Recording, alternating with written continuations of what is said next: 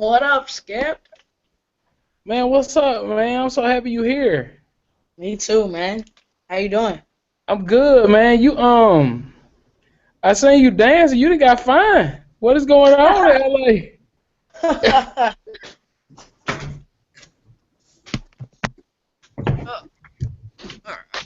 All right. I'm so excited, man. Like, you don't know how much it means that, like, I had an idea and people were like, yo, we need to do this. Yeah. Do you know how I guess I take this thing up here and I guess I can copy it and then post it? Yep. The link. Yep. Yeah, just post it from the top. Yep. Okay, I'm not fancy like y'all. I I'm know, but you're regular. making it work on Google Hangouts and everything. I was wondering what you was gonna use. Yeah, I figured that it's easier to do it this Oh way. yeah, for sure. And then you Yeah, can always post it right to YouTube after if you want to. yeah. Okay, yeah. I thought it did that automatically, so that makes it Yeah. even Yeah. better. Yep. Yeah, I give a couple. I give myself a minute to post it to Facebook, Cool. and we'll have a couple of housekeeper issues, and uh, and we'll be ready to roll. Word. Let me go get.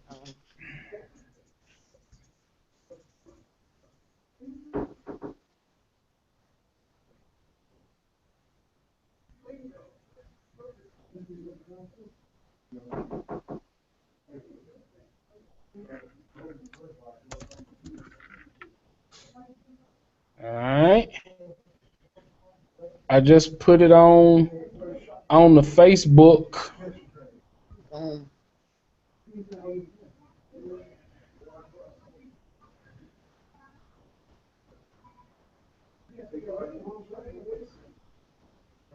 All right. But who comes is that's a very privileged statement. But you can't always wait. Real. So what you been up to? You working on that music? I am actually.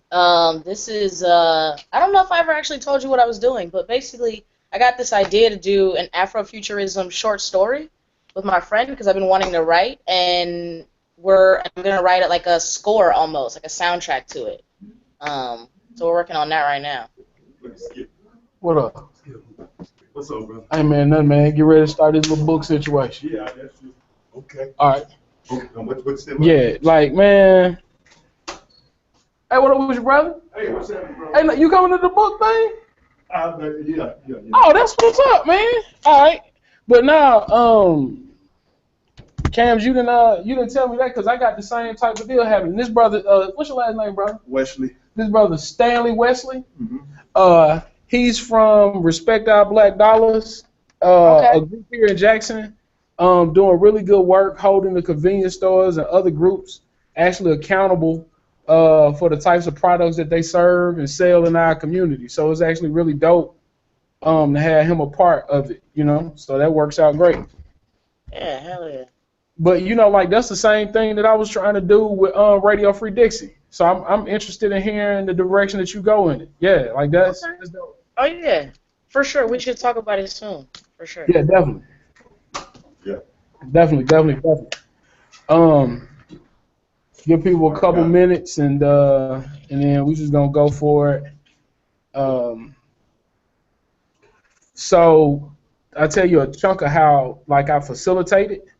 Mhm. Um, so essentially like we just do a welcome check-ins or whatever. And then we kind of lay out what we're gonna discuss. Okay. And then in the facilitation of it, like the facilitator asks a series of questions. Um, I think I have one, two, three, four, five, six, seven, eight, nine, 10. I got 10 questions, so we'll see how that goes on time. Um, and you ask questions, and your answers can relate to both your life experience and is centered in the work, right? Right.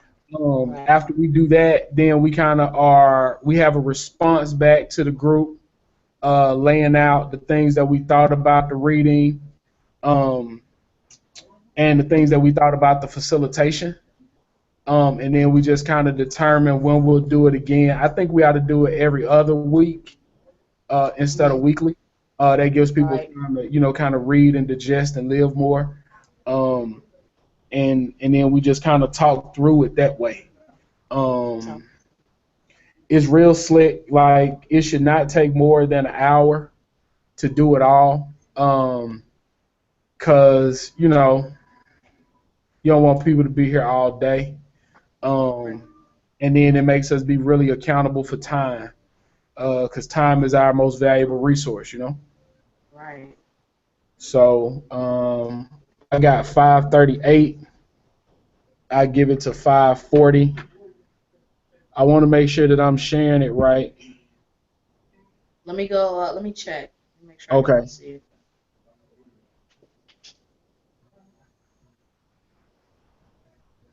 And then there's a chat over here too, so people want to chat in, they can. But yeah, how you been, man? I really appreciate you coming. Oh, yeah, yeah, I told you I'll be here. Yeah, that's dope. Like I really appreciate that. Let me see if I can get a few more people. Okay. What did you say, this a book club?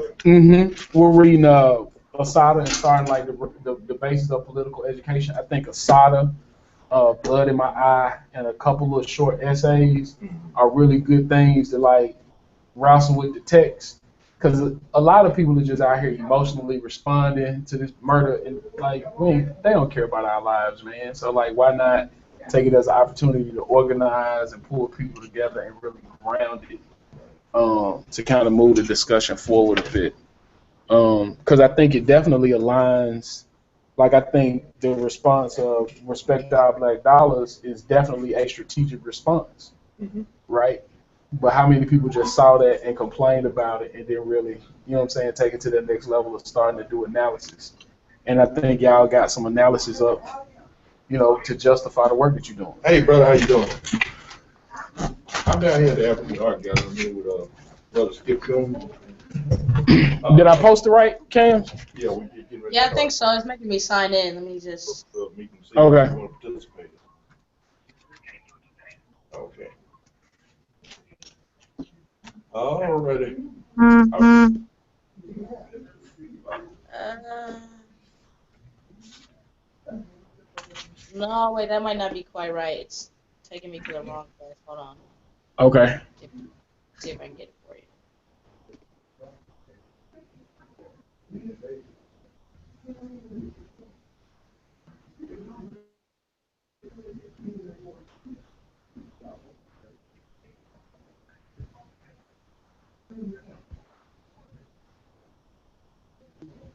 Oh, there it is. Settings. That's good. That's good.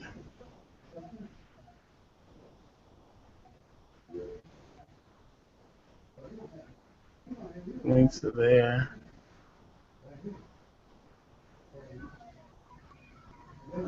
Oh, Okay, I I think I got it. got it. Okay, Okay. cool. I think I got it.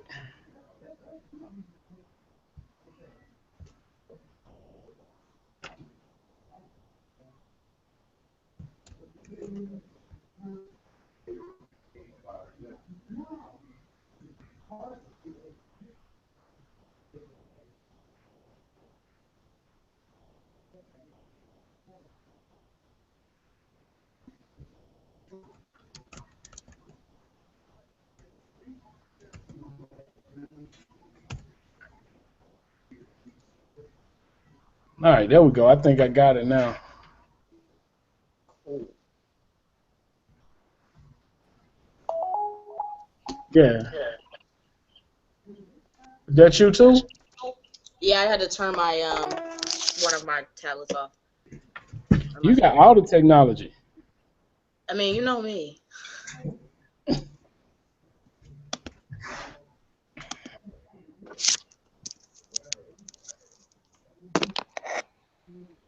But you look good, man. You been good?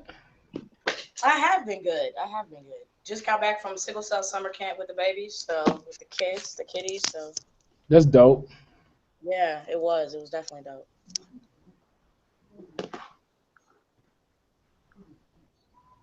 I think it's look like I'm in the dark. Let me see. I look better over here, huh? Definitely lighter, brighter. Yeah. So I move the table over here so it don't look like I'm in an undisclosed location. Cause people love being fake investigated by the FBI.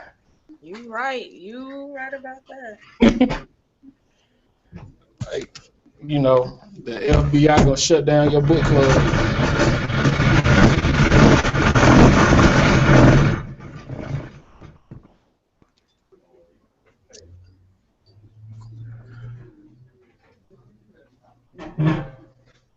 All right. You still hear me pretty good? Do you see me Yeah, pretty perfect. good? Yeah, it's Okay. perfect. All right, bet.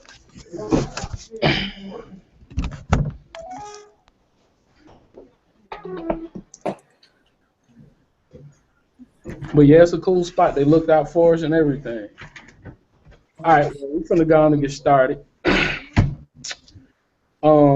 This is the I don't have a cool name for it. If you think of a cool name for it, do that. But we want to have some real understanding of the system that oppresses us and the work that we must do to liberate ourselves from this system. The sisters have been giving us the game for a long time. Um, so we're discussing the foreword and the chapter one of Asada. Um, so here goes. The first question that I have is based off of reading the text is how did we get here? Like, what was our impetus? What was your impetus to woke, since it's such a popular term to use now? Like, what what what got us to understanding that the system that we're in um, is not one. In the forward, Asada starts off by saying, well, the writer of the forward, I think it's I don't think Asada wrote it. Let's see who. Lennox Hines. Yeah. Lennox Hines writes. Asada writes simply and vividly about the racism that permeated her childhood and young womanhood, those ordinary experiences of black people in the United States that have driven millions to despair and rebellion. It is racist America that provides the context for the making of this black revolutionary. Like, so what were your experiences that brought you into this situation of wanting to respond against the oppression of white aggression? Like, what brought you here? You're free to chime in too. Oh, well, you can just observe right Oh, sure, no problem. Okay, what you got, Cams? Well, for me, it actually started with religion. It started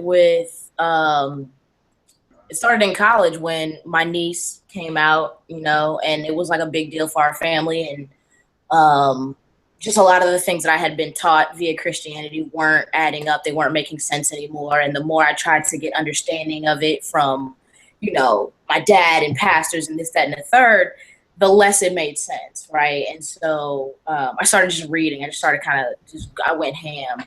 I needed to have an understanding because it felt like I had been given this thing that was false, right? And so at that point, I just wanted to discover anything and everything, and that sort of spiraled into other things that led me to be quote unquote woke. Understanding oppression in a different way, understanding microaggressions, understanding things that I had been experiencing throughout my childhood in school, dealing with white teachers and things like that I didn't have language for at the time. That's really how it started for me. Yeah, it's dope. Like, a very similar situation for me. It was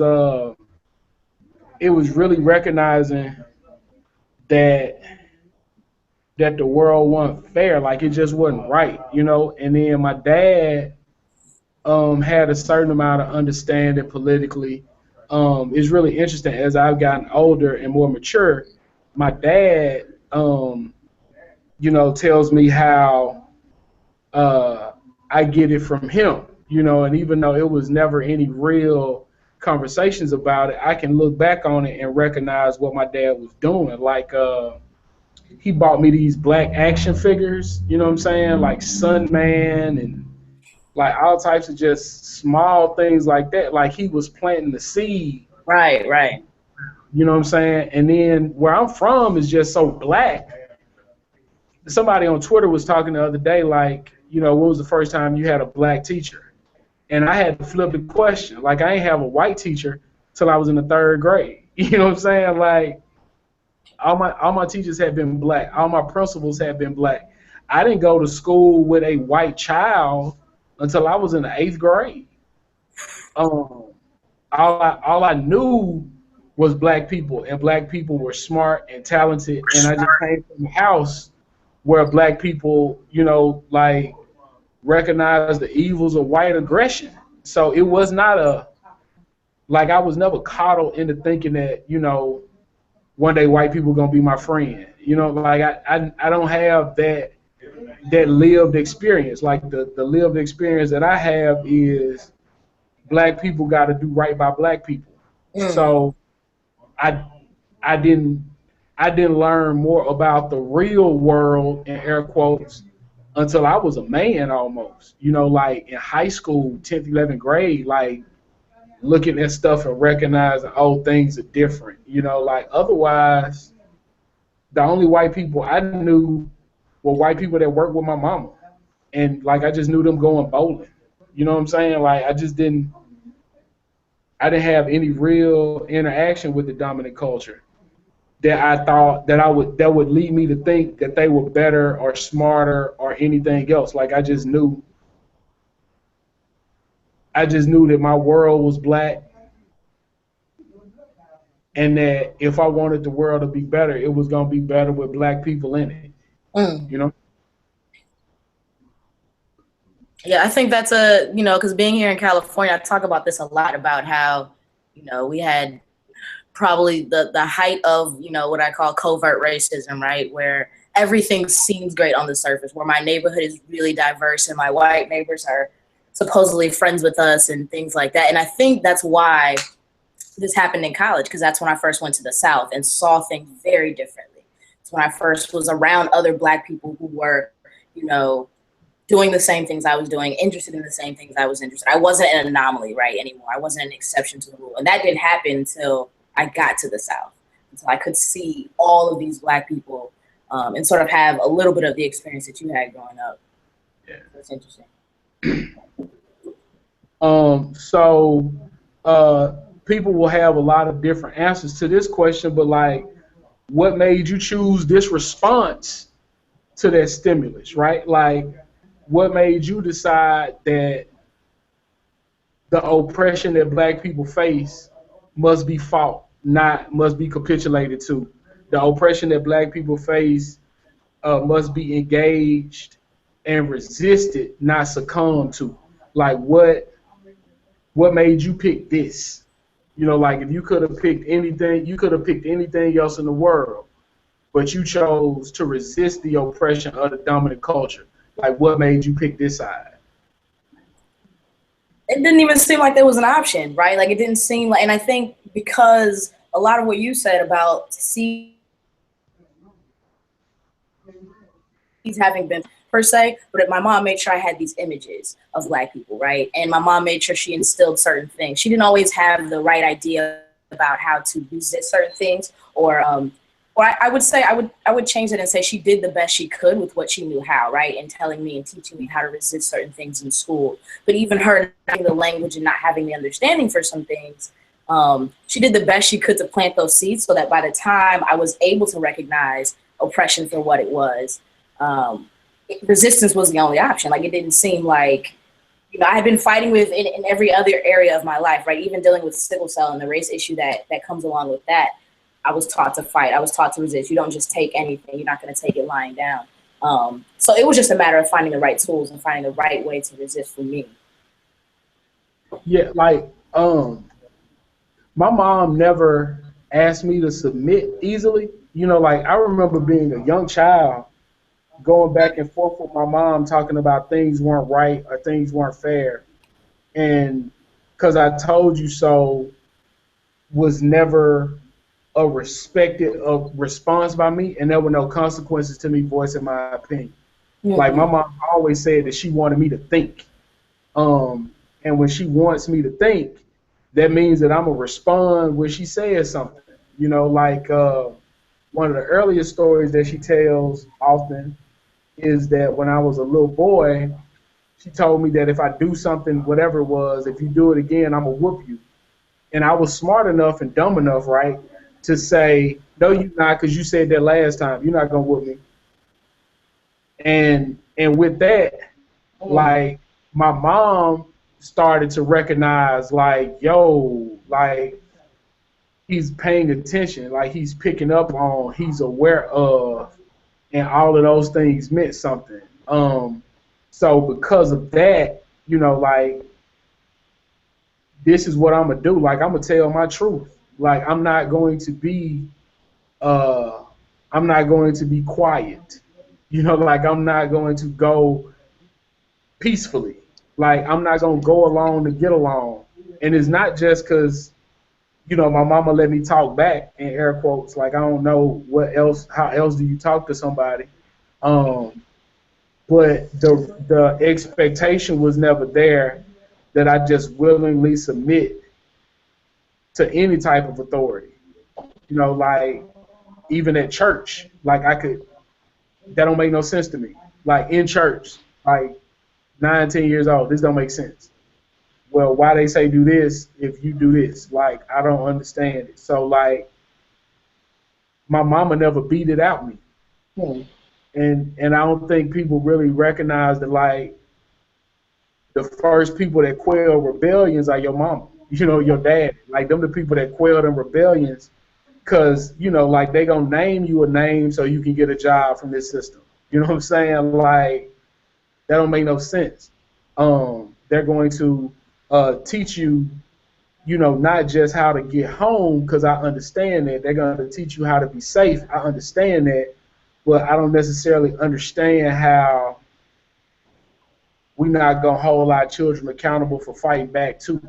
You know what I'm saying? Like, and I don't think those things are contradictory. Like, I want Miles Garvey and August to be great men, right? Now they're small children now, so that means that they have to survive and grow. But I also want them to be warriors. Like, I want them to stand up for right. Like, we just not gonna be tucking chains around here. Like, that doesn't align with what I think freedom is, and that doesn't align with what I think God called us to be. Um, the reason I asked that question, because in the foreword, still reading on the same page, uh, the writer Hines talks about the way that Assata was treated is typical of the ways of the United States respond. The Assata was treated typical of the ways of the United States in the way it historically responds to individuals that the government sees as political threats to domestic tranquility. So it's like you getting called out, and we still pick this because we know that this is gonna happen to authority. All right, did you want to share, brother? All right. Um, so the next question I have is of fighting the wrong way.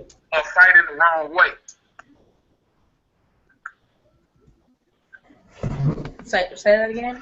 First part cut out. Okay, what are the consequences of fighting the wrong way? Consequences of fighting the wrong way. Yeah, it's a loaded question. I think right. I think that depends on I was thinking as you were going, giving your last response. one of the first places where my rebellion was sort of stomped down and I got pushed back was in school, actually, when a teacher was being pretty much openly racist, you know, in terms of the grading and how this was going. And so I started this petition. Long story short, started this petition, all the students signed it, and I got threatened with expulsion. I got called into the office as being the reading leader. My mom got called in. I got threatened with expulsion. I ended up transferring schools the next year. But I think that was a very important moment because my mom sort of had my back and also was like, we still have to sort of fight within the system. We have to figure this out at least until I can get you out of this school. So I sort of had to like swallow that back, right? But I think for me what it did was it made it worse. Like, I'm saying worse, right? Like, it made me more rebellious because it pissed me off that I didn't see that my mom had another option in the situation. So, you know, in terms of fighting the wrong way, and I see why you say it's a loaded question, and I was going to ask you about that in terms of really pushing, you know, your kids or even yourself to be rebellious, to resist, and dealing with those consequences, like how do we deal with those consequences, or how you sort of like prepare somebody, because I don't think my mom was at all prepared for any of the consequences. She was happy that I was resisting, she was happy that I'm standing up for myself, but in terms of what happens now that I fought, whether it's the right way or wrong way, I definitely felt like sort of I had to figure that out on my own. And for me, the consequence was it made me slower to resist the next time. It made me think twice. You know, it made me wonder, am I going to be here standing up by myself again, trying to fight for what's right alone? So. I mean, I think that's I don't know why I got this. It's really weird that I got. Yo.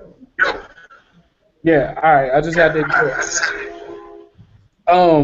One of the things that became very apparent to me in fighting is that one, the right way is typically the way that don't work. So you can resist any ineffective way that you want to. The minute you begin to resist in a way that's effective, that's when we're going to have all types of problems with you, because like you just don't have the right to win. Like you can fight all you want to, but you don't have the right to win. And one of the things that I've really begun to realize and understand and reflect on a lot is that when we begin to fight like this, when we begin to fight in ways that are effective, when we begin to fight in ways that are challenging the system effectively, when we begin to fight in ways that make other people question the system, the consequences are going to be the consequences. You know, one of my first managers was a sister named Mercedes. And Mercedes dropped on me that if we don't be off the plantation, we're not going to reflect on how good life was on the plantation. There's a scripture in the Bible that if I would have been better prepared to tell this story, I would have been able to quote.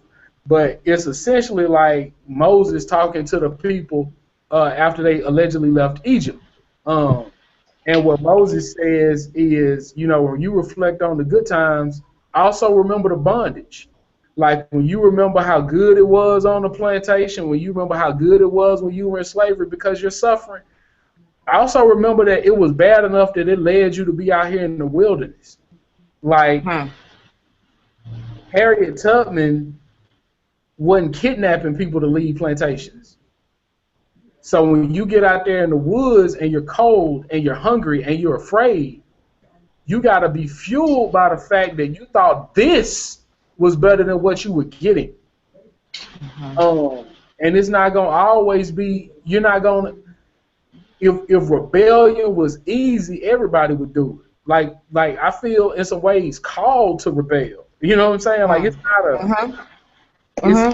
it's not one of those things that we do. It's not one of the things that we do in order to be cool. Like I don't do this for retweets and likes. I don't do this for feminists to be like he can get it. Like I don't think I've ever been a man crush Monday. You know what I'm saying? And it's a And I would be lying if I was like, I don't want the black feminists of Twitter to treat me like Jesse Williams. But whether they do or not, I'm gonna be out here getting this work in because I love my folk. Like this, what I'm called to do. So Right. I think first off, acknowledging that fighting the wrong way is the way that wins, key. And then I think the second thing is understanding that once you leave a plantation, the consequences for leaving will be yours and yours alone. And what you gonna do? Like you gonna go back to being oppressed? Like you want to be free or not? Um, and I just think really engaging with that in the right context is just super important. You know. Um,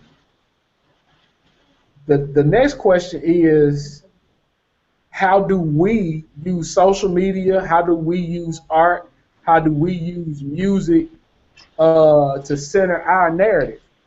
Still in the foreword, Hines writes about how Assata couldn't go home, how she was on the most wanted list. She was accused of being armed, of being a bank robber, um, and she was never convicted of any of these crimes.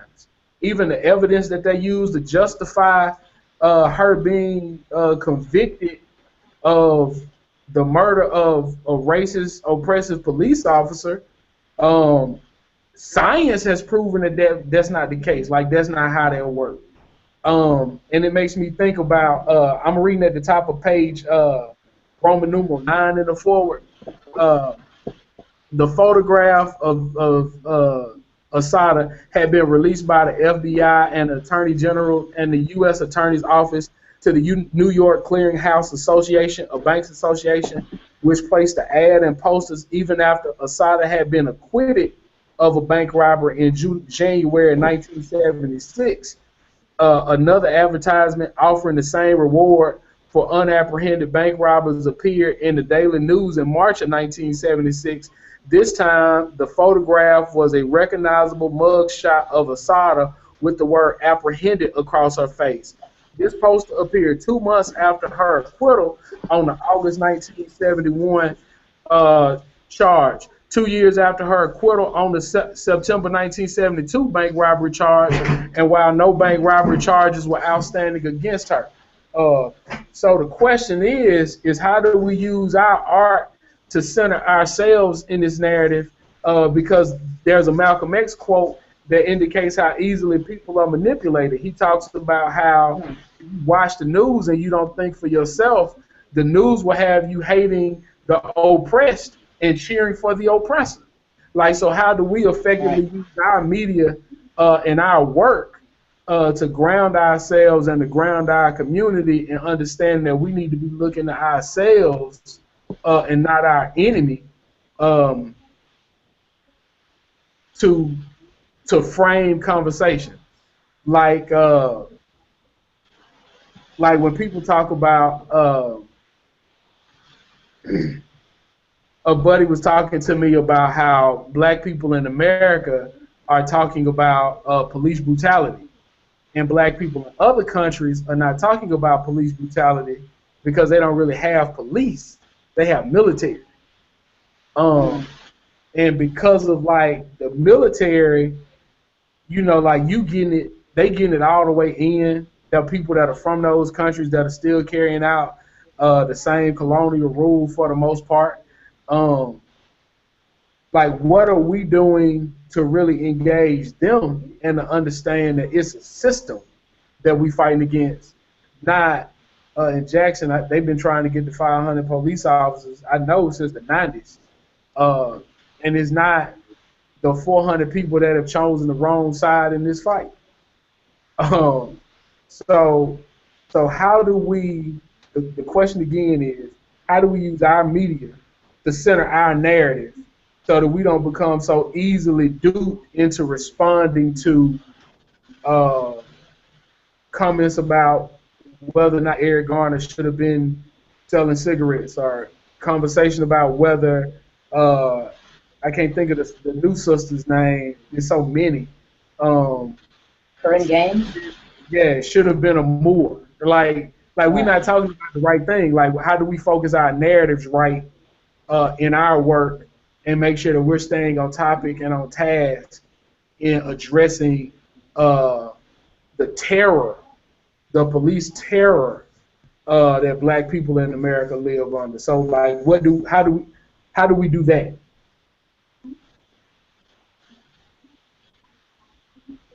I mean, I think that's a good question because I think, I wonder how much more.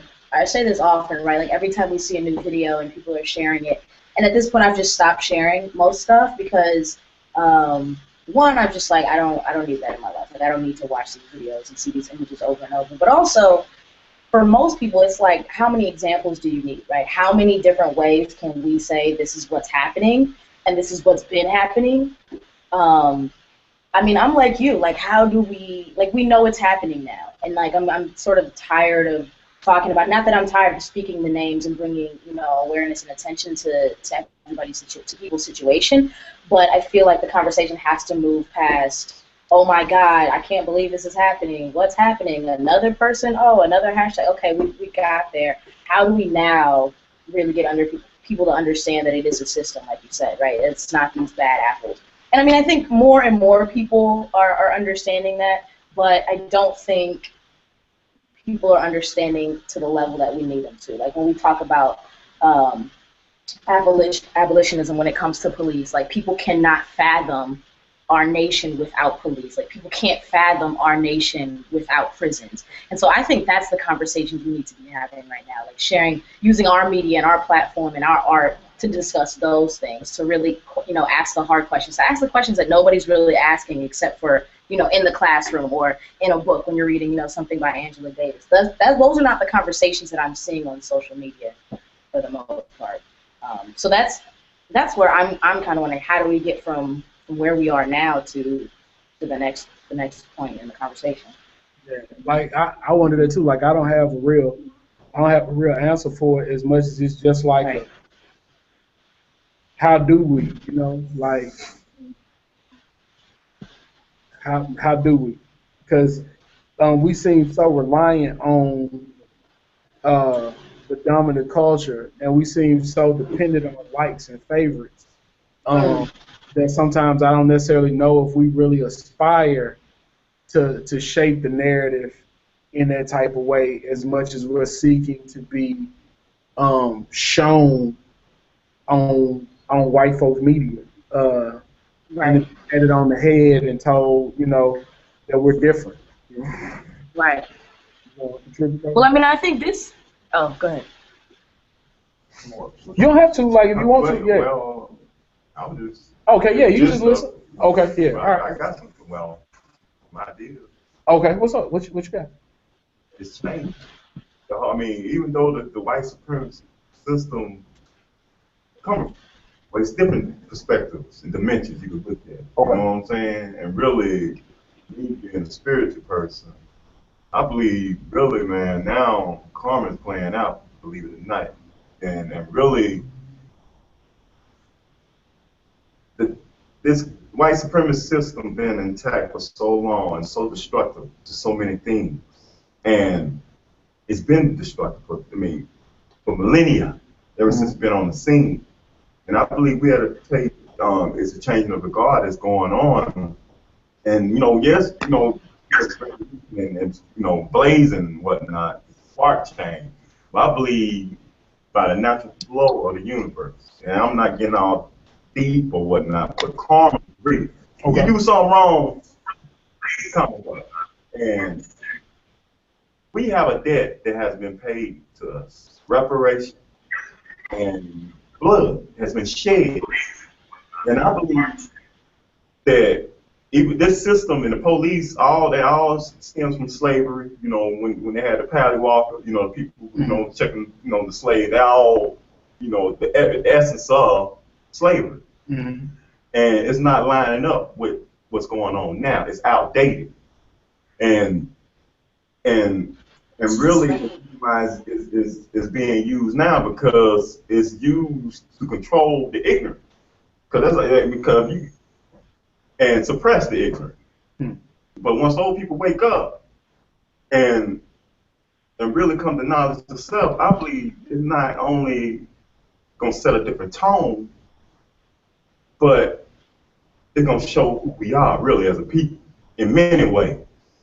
Okay. To be honest, in many ways, and I believe the time is right. I believe we have all the technology for millions and millions of people in an instant. And the video, no, I mean, they cannot hide no more. I mean, even though they can manipulate and edit, but they cannot hide. I mean, we're in a transparent society, which was really designed for us, but they in it too, you know, and and really, it's pretty much, I mean, it's bittersweet and it's a birthing process because now things are being revealed and conversations are being sparked and dialogue is open.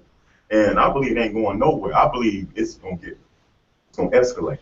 And I believe it's going to escalate in our favor because I believe we got things that's waiting on us.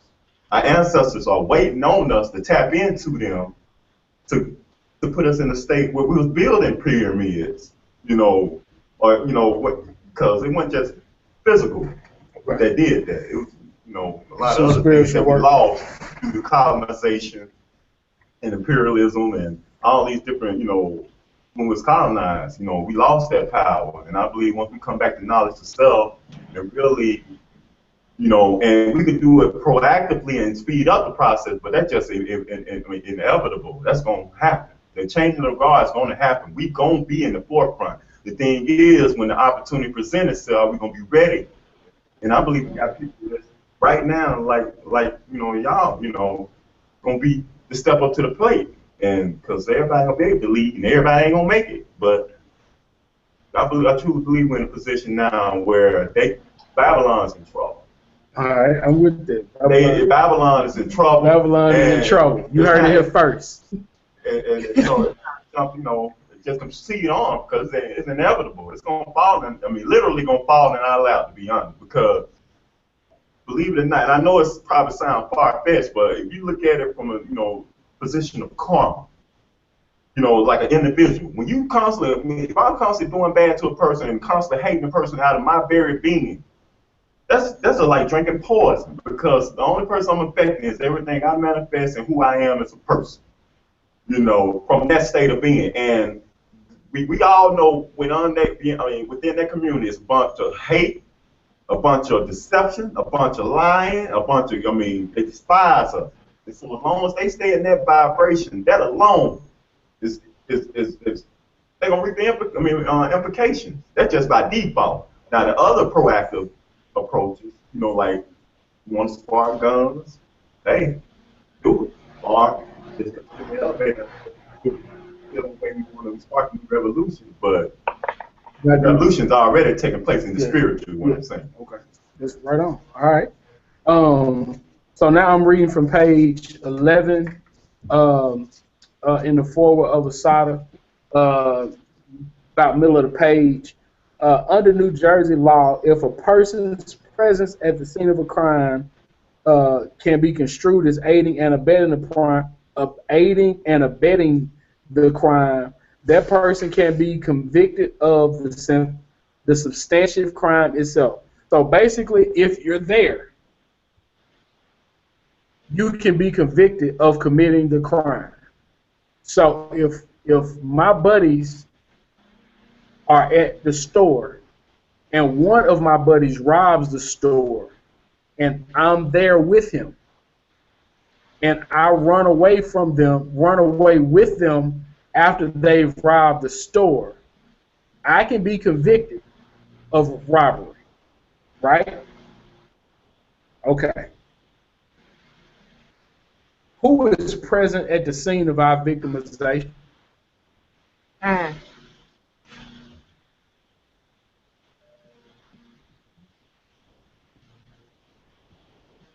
That's the question. Who's present?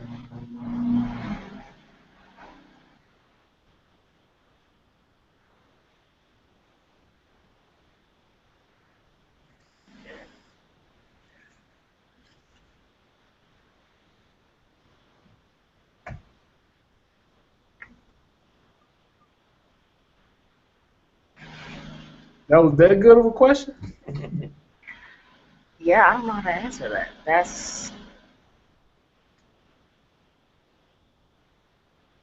Um, so I think the I think the People's Institute or something, whatever, they have a definition of racism that's really simple. It's essentially race prejudice and power, right? Racism is having race prejudice and the power to have something done about those choices, right? So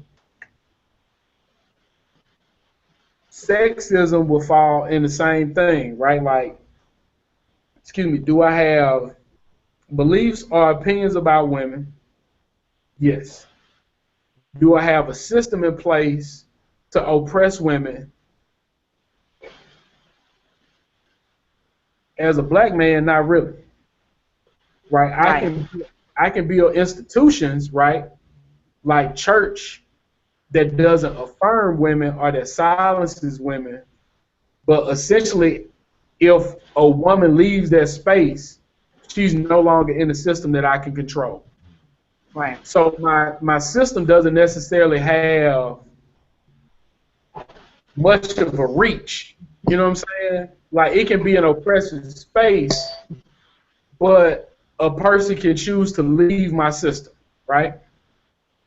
Do white men have systems in place that can silence women? Absolutely. Do they have systems in place that can silence men? Absolutely. Do they have systems in place that can silence the poor? Absolutely.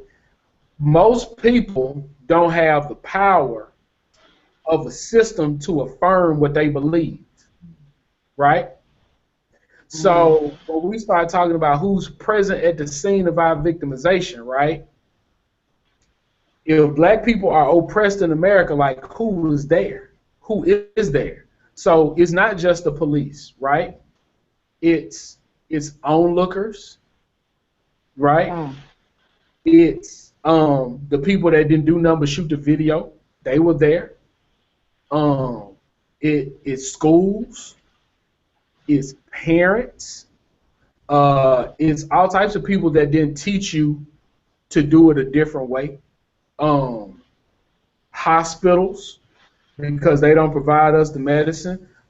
Food industry, the FDA for not making sure that all our food is healthy and suitable for human consumption. Like all of these people are present at the scenes of our victimization.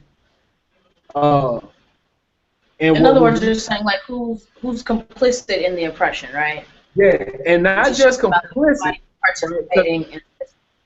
right? Because see, complicit is like I'm working with you, right? But Right, right, right, I'm working with you. I'm talking about who's present, right, right, like who right. is Okay, okay. like not just complicit from afar, but when something Got you. happens Okay. to us, who is at the scene of that crime? So when a black Okay. woman is murdered and nobody says anything, who's the nobody? Right. Because I think it's very important for us to be acknowledging uh, the people that are not helping us Uh-huh. and Uh-huh. those institutions that aren't helping us. Like, what are those institutions? So institutions that I want to call out are churches, right? Yes. Yes. Um, Absolutely. churches are present at the scene of our victimization, right? Like they're Yep. there Yep. when we are in communities because looking at things very critically, the black community has really on like seriously like independent institutions that black communities own have essentially been barber beauty shops and the church. Yeah. There's not a lot of other institutions that have been independent um, that we own and run. Right. So another that people don't really consider a lot of is the Masonic Lodge. So you Yeah. got the Masonic Definitely. Lodge, you got the church, and you got the barber and the beauty shop. What other institution in our community do we own? What about Greek letter organizations? I mean, we don't own the schools that house them. It's true. This is true.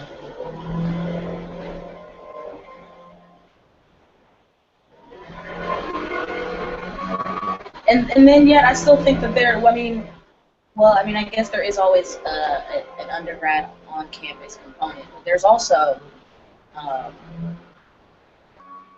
outside of college, outside of the institutions, these organizations are still there, still standing. I mean, it's one of the reasons I had so much, beef with mine. The same reason I had so much beef with the Black church for just sort of standing by and even in some situations, right, encouraging people to be passive resistance. Like, like, so that's just I can't name everybody that's at the scene, but Yeah. like, it's it's some good cops at the scene too. Like, and I want to talk about just that. Like, good cops are at the scene, and if you let the bad cops do that, then you're not upholding the law, which means you're not doing your job, which means that you aren't a good cop. If the student is not teaching the students, you're not gonna say that she's a good teacher. She's doing her job. If the principal doesn't run a good building, we're not gonna say that he's a good principal. He's not doing his job. So we're gonna hold people accountable for work that we expect to get from them. So like those are people at the scene of our crime. Like, it's a whole lot of onlookers that may not be complicit in the murder, but they there though. Yeah, they there. Yeah, they there. Yeah. So you present. And you even, a suspect too. You know, that's good. And even like when you said the institution, white supremacy, We call it white aggression. White aggression. white aggression, the whole system, like you said, the microcosm, white aggression, the microcosm, all of those, actually trying to change the form within the microcosm of white aggression. Mm-hmm. And if that system comes down, which is already broken, but it's Babylon's shaking. There ain't nothing no order among them. Mm-hmm. When you got division among them, shoot, time to go in and got a ramble, while it's in shambles. Yeah. And it's been in shambles for a while. See, really beyond, they better learn that we are the ones who can take care of them and sustaining them. Even though now they brought in other people from other nationalities so it could mask of our contribution of sustaining them. We always sustain them. We always have took care of them. And now they more self-sufficient now because they are. But at the same time, we have always been backbone to this system. Even now, Well, now I got a lot of pushback against that. There's a lot of research that talks about, and it's a little away from what we're discussing, but that essentially, like, just looking at the model, the power is in production, right? Power is in production, right? So if you can be a consumer or a producer, if you want power, you want to be a producer, right? Talking about the ability of black folk to consume, we can't buy nothing that can change our lives though. Like we still need credit to get degrees, right? We just can't go out and buy college. If we stop buying every Jordan, if we stop buying every car, if they remove credit, what will we be able to purchase? So you got to look at it and be really engaged with understanding, one, the way in which you spend your money, which I support, respect our black dollars for doing. But I think we also have to be mindful to not think that, and this is no shade, Killer Mike, you my big brother, but just putting your money in the black bank, ain't the end. You know what I'm saying? Like, does that black bank have the resources to give loans to black people? You know what I'm saying? Like, are they going to, at Liberty Bank here in Jackson, I live in Jackson, Mississippi, at Liberty Bank, I had a buddy that went to Liberty Bank, got a mortgage loan to buy his house to support Liberty Bank. He could have cashed out for the house, but he got the loan from Liberty Bank. Liberty Bank sold that mortgage to another company. They don't have the resources to keep the paper mortgage. If they bought a lot of houses, if black people's incomes are so shaky they lose the houses, the bank could collapse. So they don't really have like Jared Ball has done a fantastic job of talking about the myth of black buying power, like how that's Mhm. not the most effective way to gauge uh, the power of a community because the power is in production, not consumption, and we don't really have the resources. Even if, again, if we were able to take all the resources that we have, we still wouldn't be able to own the means of production. Like, what's one Mhm. thing we could produce? Now, what we do have is labor. Now, how do we start organizing black labor? And I think that's a whole nother conversation that people aren't really having. I think the dollars are very important in the short term, but I think the long term goal is to understand and really be able to kind of engage working class black people with the value of their labor. Um, but I we'll come also back. think Go ahead. I think this goes into understanding that, you know, right now, too many of us are focused on trying to change the system, trying to rework the system instead of trying to dismantle it altogether, or to realize that the system that's in place now is not going to be the one that's going to like free us. It's not going to be the one that's going to allow us to live freely. And that's not what's going to happen. And so I think it's important because, you know, we're not even near this part, but, you know, Asada's quote on education, I think that's why it's so powerful, because too many of us don't realize that we're not educated to be free thinkers. We're not educated to, we're not taught to see the world without police, without prison, without the system that's in place. We're just taught how to operate within the system. So, you know, in terms of, again, going back to how do we use social media to change the conversation, and all of this about black buying power and switching to black banks, all of these are great. They're great band-aids, they're great ice packs, you know, they're going to help us survive and get from today till tomorrow. But in terms of the future and really changing things, how are we going to get people to really understand that the system itself that has to be destroyed or changed completely? It can't be fixed and repaired and operated on and changed, because it's working the way that it's built, right? It's working the way that it's intended Talk to work. talk, Cam. Talk that talk. I see you. I see you, you black revolutionary. I see you. Um, so I'm coming into the home stretch. Um, last two questions. On page 6, I'll read forward. Middle of the page. The stretcher is moving again. Where the hell are they taking me? Again, the light is changing, and although my eyes are closed, I can feel the difference. It feels like I'm in the dark. I can't take it any longer, and I look. The room is dark, but there is some light. My eyes slowly adjust. There's something lying next to me. I can see an outline, something in plastic. Something my mind slowly realizes that it is a man in a plastic bag, and that the man is Zaid. My body stiffens, my body stiffens, my mind spins.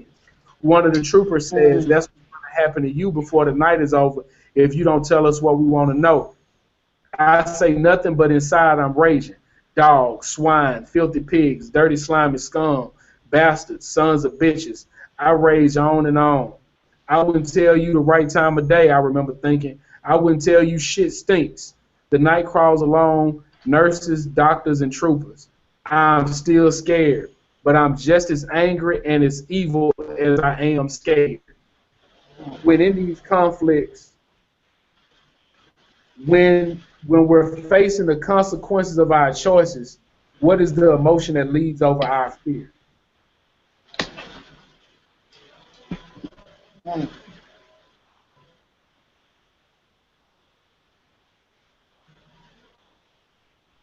Rage. Rage?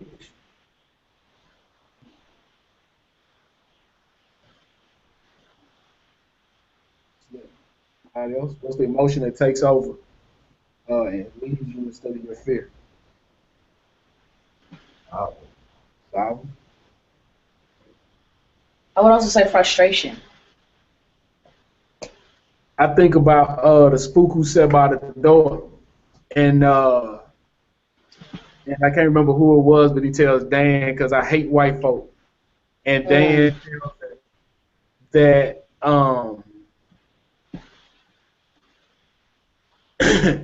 Dan tells him that you're gonna need some more than hatred of white folks to fuel you in this.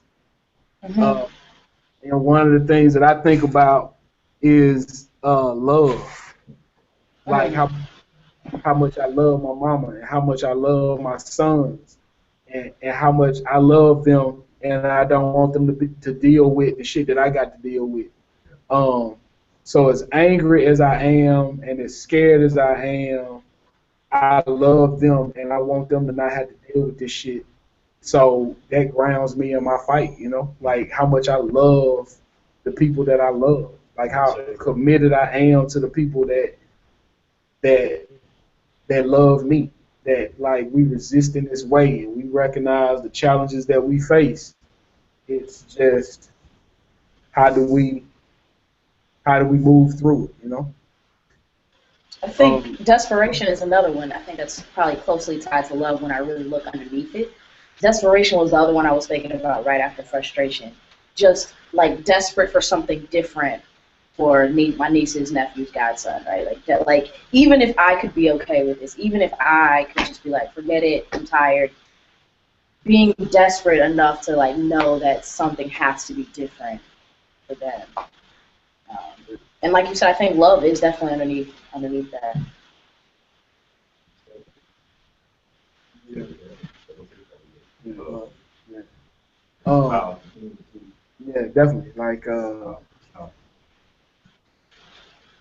um, and we wind it down on time. Um, and I'll post this other question that I got, but I did want to get this one out for people that are kind of doing the work. Um, so Asada is in the hospital. She's being brutalized by the police. There's a nurse that comes in and kind of gives her a button above the nursing station, and that kind of gives her some comfort. There's a brother there that as she's laying on the bed, he slips into the room, and when the pigs aren't watching, he shoots her the black power fist, and she talks about how good that makes her feel. She talks to the black nurse about how she wants what her name is and what her lawyer's phone number is, and that nurse then divulges that information to the pigs. The pigs are really on her and attacking her even more. But finally, whatever happens to her, you read it in the text.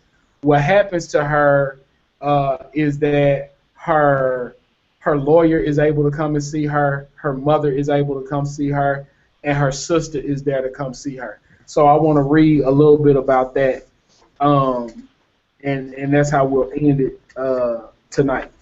Um, my mother comes in. She looks What page worried. you on? Page 16. Oh, okay. My mother comes in. She looks worried but strong. She kisses me. I'm proud of you, she says. The words spin around me, weaving a warm blanket of love. I'm so happy. I can hardly contain myself. My mother is proud of me. She loves me and she is proud of me. Too soon, the time when my mother is up, my sister comes in. She has her hair wrapped in a turban and she looks so pale. As soon as she sees me, she breaks out crying. Tears stream down her already puffy face. I can tell she has been crying a lot. I love you, she says simply. We don't do a lot of talking, but I feel so very close to her during those few minutes. Time's up again, and then she is gone. I lie there full of emotion. All of this is so hard on my family. They look so vulnerable and shaken. This is maybe harder on them than it is on me. I wish there was something I can do to make them happy. The question is, how do we support our families in these choices that we've made? Mm.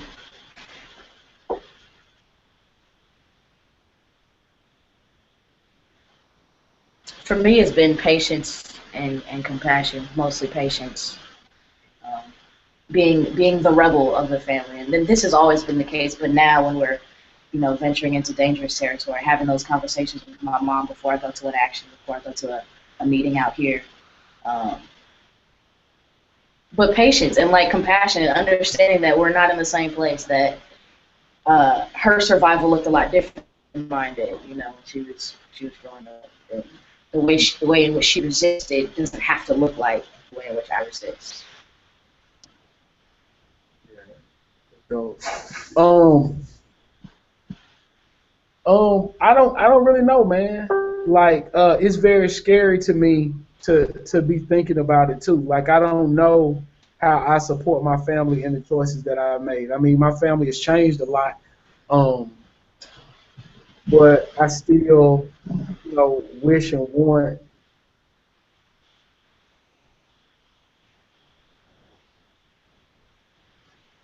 I don't know.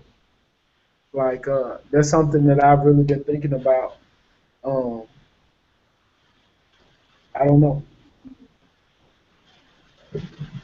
You personally, well, I know you about as far as my family, I'm breaking the curse. Even though I always been an outcast, free thinker, outspoken, whatnot in the family. But me, where I look at it, even though if I might can't wait, or share or even communicate with my family, I know for my generation beyond, it's over. Well, unless they choose not to, but they won't have the ideas, you know, that I didn't have access to. They would have the ideas that I didn't have access to. From me applying and deciding this is it, you know, I'm going to choose another path because everybody else doesn't make or assist, you know. Definitely. All right, cool. Well, that was it, man. It was good. Last little bit, I love these little things that she writes at the end of the chapters and stuff like that. It's just so dope. I saw that you posted this too. You died, I cried, and I kept getting a little slower and a lot more. Yeah. What is that, man? Assata. Yeah. Yeah, well, come on, we'll get on in. Okay. So this what we reading and discussing. I guess to wrap up, I want to say that I appreciate Cam's for being here. As soon as I sent the thing out, she logged in like she was waiting for it. So that was dope. I want to say thank you to my homeboy Javaris. I don't think he made it. And maybe he meant 5:30 Eastern time, which was 4:30, so I missed him by an hour. But thank you to Javaris for setting the time. I want to say thank you to the African Art Gallery for allowing us to be in the space. What's the address over here? 800 North Ferry Street. 800 North Fair Street. They got the 5 dashikis. Don't let them white folk beat you out your money. Come on, get a real one. Stop playing yourself. Major key alert. You played yourself wearing the Fugazis. But they let us be in here. They showed a lot of love. The Wi-Fi is popping. So it's real dope. In the community, they solid people, and they not fake. I want to say thank you to the brother Stanley for being the first person here. He was here before I was here, and made it was popping off today. So I appreciate that. Anybody else got any thank yous or appreciations they want to give? Well, I'm thankful just to be here. Thankful just to be here. Sure. Just to walk in, but the way it works. I just want to add, I apologize for not saying that's where I am. I like to say I'm just quiet person. I sit back and observe. Yeah. Even though Quiet giant. Yeah, that's it. Hey, man, everybody participate in the way they participate. So yeah, like I'm not here to make other folks talk a lot, or make people be quiet. Like if you just kind of get out, we're gonna bring you in. But for the most part, man, it take all kinds.